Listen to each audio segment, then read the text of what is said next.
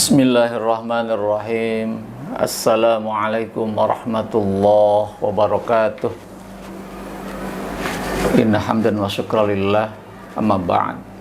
Para siswa yang dirahmati Allah, alhamdulillah kita bersyukur kepada Allah karena pada hari ini kita bisa berjumpa kembali dalam kegiatan belajar mengajar pendidikan agama Islam. Dan hari ini kita akan membahas tentang materi yang kedua, yaitu bersikap demokratis secara Islami. Tujuan dari materi pembelajaran ini, para siswa, Anda semua dapat menjelaskan pengertian demokrasi berikut sistemnya. Yang kedua, dapat menjelaskan tentang makna dari sikap demokratis. Kemudian yang ketiga, dapat menjelaskan tentang sikap demokratis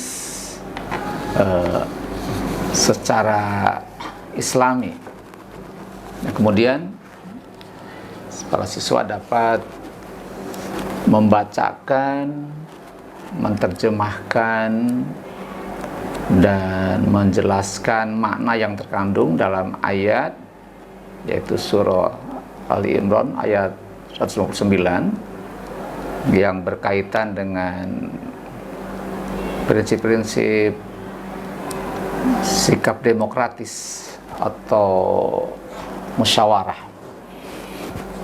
Jadi mohon kepada Anda semua disimak dengan baik materi ini, dan jika ada hal yang kurang difahami, nanti kita akan diskusi atau Anda tanyakan pada saat kegiatan tatap muka di kelas. Baiklah, mengawali pertemuan hari ini, pembahasan materi yang kedua, kita akan menjelaskan tentang makna dari demokrasi. Karena bahwa kata demokratis itu berasal dari kata demokrasi. Nah, kata demokrasi sendiri, ya, kata demokrasi, kalau kita baca sejarah, bahwa kata demokrasi itu pertama kali muncul pada mazhab politik dan filsafat Yunani kuno. Ya, jadi kata demokrasi itu muncul pertama kali pada mazhab politik dan filsafat Yunani kuno. Nah, kemudian demokrasi ini dijadikan suatu sistem politik dan hukum di negara-negara barat dan mayoritas negara di dunia, termasuk Indonesia. Jadi dalam aktivitas politik dan hukum, Indonesia itu menganut sistem demokrasi. Nah, kalau kita ingin tahu apa makna kata demokrasi, nah, kata demokrasi berasal dari dua suku kata. Pertama, kata demos yang berarti rakyat, dan kratos yang artinya adalah kekuasaan. Ya, jadi sekali lagi bahwa demokrasi berasal dari kata demos, artinya rakyat, dan kratos artinya kekuasaan. Nah, kalau digabung menjadi kalimat kekuasaan rakyat atau kekuasaan di tangan rakyat, atau maknanya kedaulatan di tangan rakyat. Kalau kita mengutip pendapatnya Abraham Lincoln, Presiden Amerika, bahwa demokrasi itu adalah dari rakyat, oleh rakyat, dan untuk rakyat. Dari rakyat, oleh rakyat, dan untuk rakyat. Nah, sekalian, para siswa yang dirahmati Allah, dalam aktivitas politik, sistem demokrasi ini, penentuan kepala negara atau kepala daerah itu dilakukan dengan cara voting, ya. Jadi dalam aktivitas politik di dalam sistem demokrasi ini, di dalam menentukan kepala negara atau kepala daerah itu dengan cara menggunakan voting, yaitu dengan cara pemungutan suara, yaitu one man one vote, ya, satu orang itu nilainya satu suara. Nah, kemudian setelah pemungutan suara, maka untuk menentukan pemenangnya adalah dengan cara dihitung dengan suara terbanyak. Jadi nanti calon yang mendapatkan suara terbanyak, maka disitulah dinyatakan sebagai pemenang dari pemilihan kepala negara atau kepala daerah. Untuk sekalian yang dirahmati Allah, nah kemudian aktivitas politik dengan sistem demokrasi ini di kalangan umat Islam terjadi pro dan kontra. Ya, sebagian menerima sistem ini, yaitu dengan cara voting dan penentuan dengan suara terbanyak. Ada juga kelompok umat Islam yang kontra,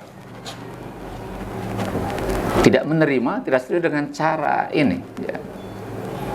Dengan beberapa alasan.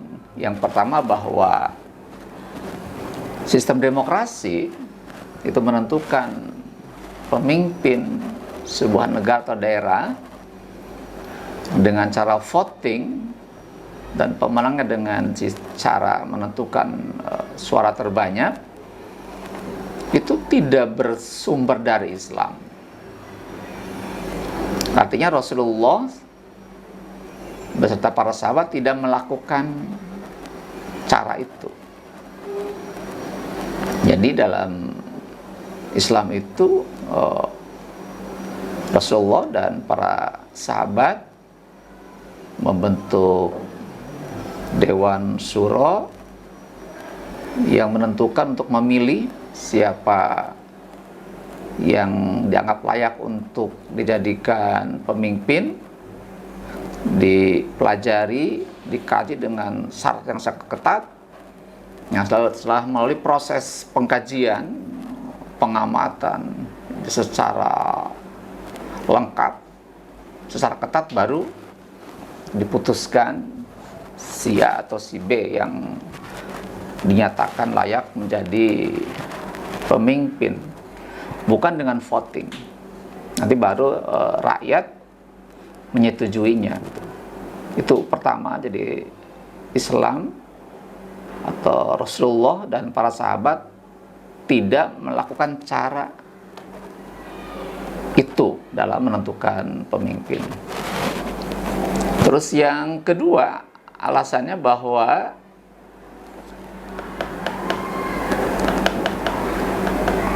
pemenang pemilu, ya, atau calon yang terpilih itu belum tentu orang yang terbaik. Di dalam sistem demokrasi itu nanti calon yang terpilih menjadi pemimpin dengan cara demokrasi ini belum tentu, tidak bisa dijamin orang yang terbaik, tapi yang pasti adalah orang yang banyak mendukungnya gitu.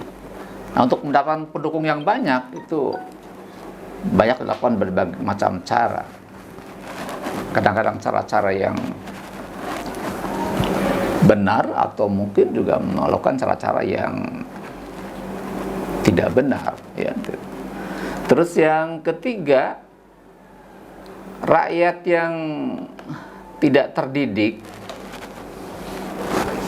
itu sangat mudah dipengaruhi dan dibeli dengan uang. Jadi rakyat yang tidak terdidik,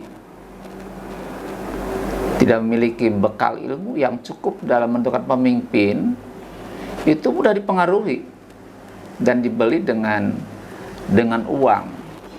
Ya, maka yang punya uang lah yang akan memenangkan pemilu itu. Maka disinilah terjadi rawan money politik, dan memang biayanya demokrasi ini sangat mahal. Baik negara menyiapkan dana yang cukup untuk penyelenggaraan pemilu, juga bagi calon yang mencalonkan diri itu pun itu harus butuh dana yang sangat besar. Ya, dan kemudian menyangkut demokrasi dalam bidang hukum, bahwa di dalam Islam bahwa yang berhak menentukan atau membuat hukum hanyalah Allah. Dalam demokrasi itu manusia atau rakyat melalui wakilnya di parlemen itu bisa membuat hukum. Nah, dalam Islam yang berhak, yang berdaulat di dalam menentukan, membuat hukum, aturan, itu hanyalah Allah. Nah, kalaupun mau membuat hukum, aturan yang diberlakukan dalam suatu negara, itu harus sesuai dengan hukum Allah, jangan bertabrakan. Nah, itulah diantaranya beberapa hal yang menjadi alasan, argumen kenapa beberapa pihak di kalangan umat Islam, ada yang pro ataupun yang kontra terhadap sistem demokrasi ini. Itulah menurut sekalian sekitar sistem demokrasi dari pengertian maupun realnya ya di dalam kegiatan politik maupun hukum, serta tadi ada beberapa pendapat yang pro dan kontra dengan sistem ini. Kemudian kita masuk ke makna sikap demokratis. Ya, makna sikap demokratis. Sikap demokratis ini adalah sikap yang muncul, yang terdapat di dalam aktivitas demokrasi, ya. Nah, apa definisinya? Bahwa sikap demokratis adalah cara berpikir, cara bersikap, dan cara bertindak yang menilai sama hak dan kewajiban dirinya dan orang lain dalam menentukan sesuatu. Saya ulangi bahwa sikap demokratis adalah cara berpikir, cara bersikap dan cara bertindak yang menilai sama hak dan kewajiban dirinya dengan orang lain dalam menentukan sesuatu. Di antaranya adalah bahwa setiap orang ya itu berhak menyampaikan pendapatnya kepada orang lain. Itu hak individu. Jadi setiap orang itu punya hak untuk menyampaikan pendapatnya kepada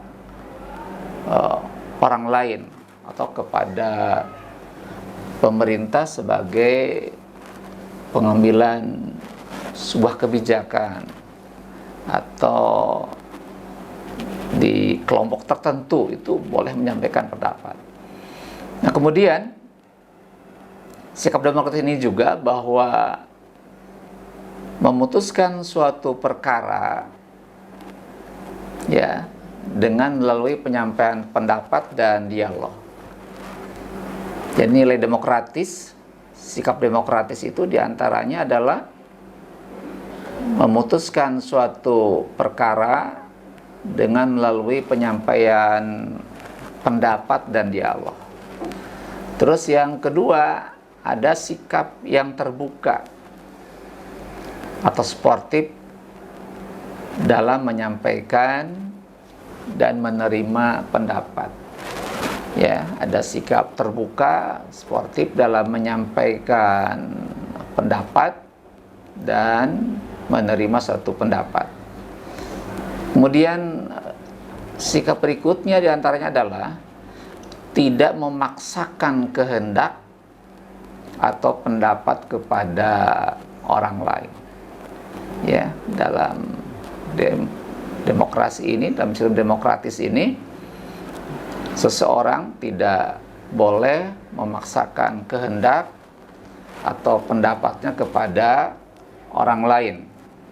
Dan kemudian sikap demokratis juga bahwa setiap orang harus menghargai perbedaan pendapat. Ya, setiap orang harus menghargai perbedaan pendapat. Nah, kemudian setiap orang juga harus bertanggung jawab atas pendapat atau keputusan yang telah diambil. Jadi kalau sudah ada keputusan dari suatu proses pengambilan satu kebijakan, maka setiap orang harus bertanggung jawab untuk menerima keputusan itu. Dan juga yang berikutnya dalam sikap demokratis adalah setiap orang atau warga negara harus menghormati keputusan hasil musyawarah. Nah, itulah sikap-sikap demokratis yang harus muncul dalam aktivitas berdemokrasi atau dalam pengambilan sebuah keputusan. Nah, kemudian anak sekalian, kita sekarang berbicara tentang bagaimana sistem demokrasi dalam Islam, ya. Bagaimana sistem demokratis di dalam Islam. Nah, di dalam Islam sistem yang mencakup di dalamnya ada nilai-nilai demokrasi, ya, ada nilai demokrasi atau ada sikap-sikap demokratis di mana pengambilan keputusan dengan cara penyampaian pendapat dan ada juga aspirasi rakyat dalam pengambilan keputusan, itu disebut dengan sistem musyawarah. Ya, jadi dalam Islam bahwa sistem yang mencakup di dalamnya muncul nilai-nilai demokrasi atau sikap-sikap demokratis dikenal dengan sistem musyawarah. Musyawarahnya lebih luas daripada demokrasi. Nah, kemudian sebagai rujukannya, ya, rujukannya tentang mana perintah untuk bermusyawarah dalam Islam. Nah, kita lihat sekarang Al-Quran surah Ali Imran ayat 159.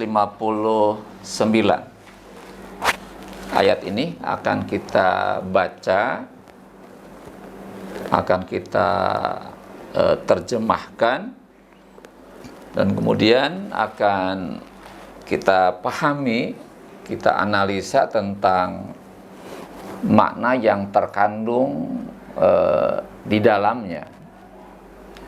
Ya, silakan Anda buka Al-Qur'annya, dibuka surah Ali Imran, surah nomor 3, ayat nomor 159. A'udzu billahi minasy syaithanir rajim. Bismillahirrahmanirrahim.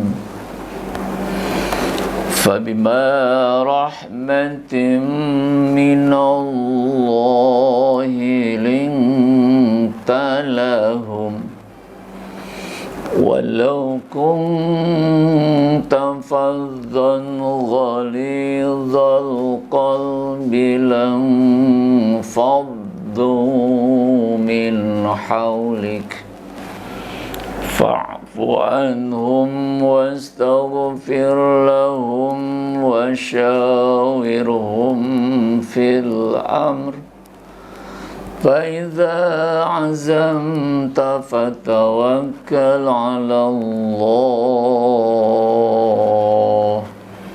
إِنَّ اللَّهَ يُحِبُّ الْمُتَوَكِّلِينَ.